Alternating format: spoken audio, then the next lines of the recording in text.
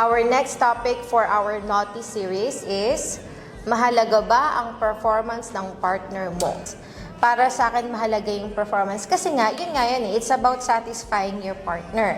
Kung hindi maayos ang performance, parang hindi mo na-satisfy yung partner mo. Ayun. Actually, means para sa akin din, parang mas importante yon despite of your maybe insecurities. Diba? Work out kung ano yung kaya mong gawin para mas masatisfy mo yung partner mo. And for you to enjoy it with your partner. Tsaka para sa akin, if nag-e-effort ka dun sa performance, ibig sabihin, talagang love mo yung partner mo, you care for, yun nga, yung magiging response niya dun sa ginagawa nyo. Kasi nga, concern kay, aware ka na dapat galingan mo doon. And pagdating naman sa performance kasi, sometimes medyo may yan, physical state ng katawan mo. So, yan yung mga bagay na pwede mong i-improve. Yeah, diba? correct. So, for example, kung nahihinaan sa'yo ng performance yung partner mo, you can improve that by working out, keeping yourself healthy,